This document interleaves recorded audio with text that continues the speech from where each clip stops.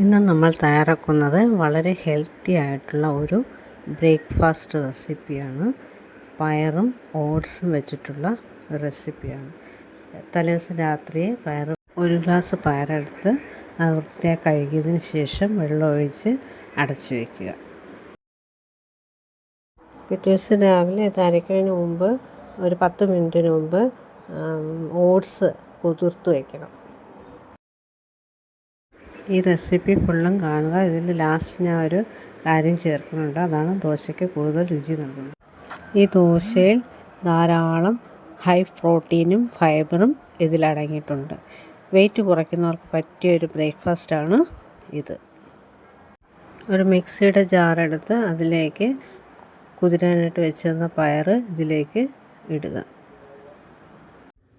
അതിനുശേഷം കുതിരാനായിട്ട് വെച്ചിരുന്ന ഓട്സും ഇതിൻ്റെ കൂട്ടത്തിൽ ഇടുക.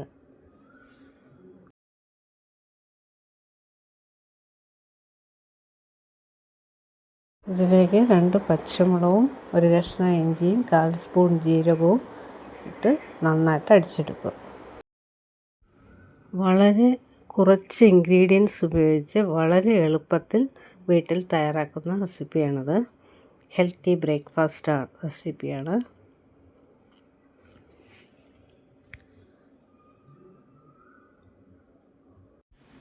ഈ അടിച്ചെടുത്ത മാവിനെ ഒരു ബൗളിലേക്ക് ഒഴിക്കുക. ഇത് കട്ടിയായതുകൊണ്ട് ആ മിക്സിയുടെ ജാറ് കഴുകി അതിലേക്ക് ഒഴിച്ച് ദോശമാവിൻ്റെ പരുവത്തിൽ ആക്കുക.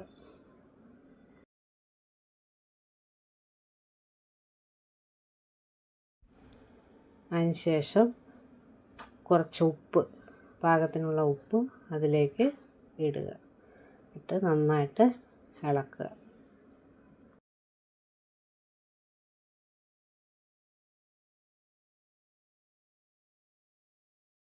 ഇതിനാവശ്യമായ ഒരു ചട്നി തയ്യാറാക്കുക. അതിനായിട്ട് ഒരു 4-5 കഷ്ണം ഉള്ളി, ഒരു പച്ചമുളക്, 1 കഷ്ണം ഇഞ്ചി, 1/2 സ്പൂൺ മുളക് പൊടി, കുറച്ച് തേങ്ങ, ആവശ്യത്തിന് ഉള്ള വെള്ളം ഒഴിച്ച് നന്നായിട്ട് അടിച്ചെടുക്കുക.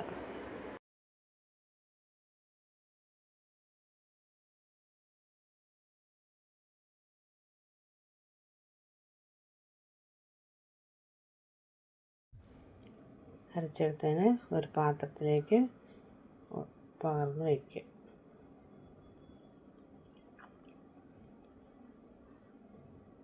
ജാറ് കഴുകി കുറച്ച് വെള്ളം ഇതിലേക്ക് ഒഴിക്കുക.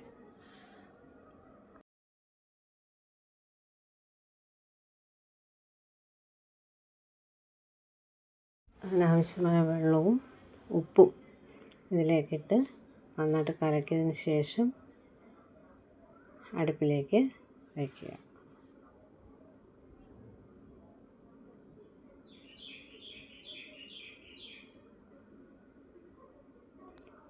ചട്നി ഒന്ന് ചൂടായാൽ മതി.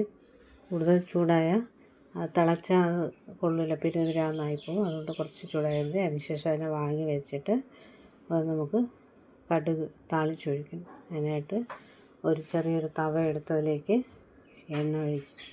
എണ്ണ ചൂടായതിന് ശേഷം കടുക് ഇടുക.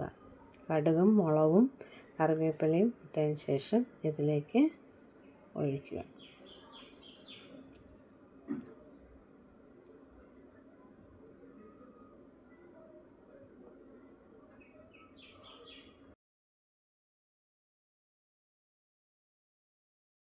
ഒരു ദോശ തവ എടുത്ത് അടുപ്പിൽ വെച്ചതിന് ശേഷം അതിലേക്ക് ഈ മാവ് കോരി ഒഴിച്ച് നന്നായിട്ട് പരത്തുക.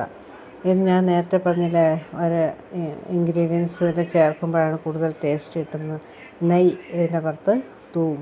അപ്പോഴാണ് ദോശയ്ക്ക് കുറച്ച് നല്ല ക്രിസ്പിയും നല്ല ടേസ്റ്റിയുമായിട്ടുള്ള ദോശ കിട്ടുന്നത്.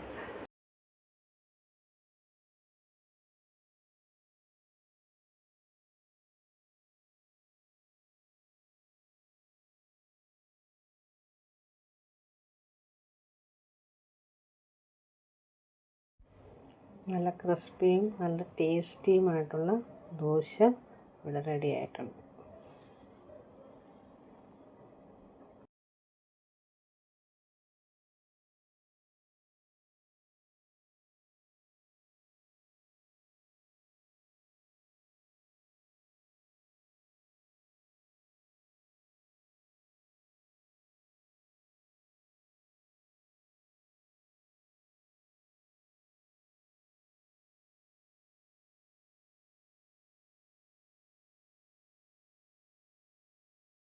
ഇങ്ങനെ ഹെൽത്തിയും സിമ്പിളുമായ റെസിപ്പി നിങ്ങൾക്ക് ഇഷ്ടമാണെന്നുണ്ടെങ്കിൽ എൻ്റെ ചാനലായ ബിന്ദു രാധാകൃഷ്ണൻ എന്ന ചാനൽ സബ്സ്ക്രൈബ് ചെയ്യാൻ മറക്കല്ലേ.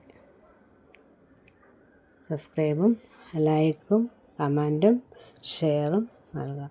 അടുത്ത വീഡിയോ കാണുന്നതുവരെ നന്ദി, നമസ്കാരം.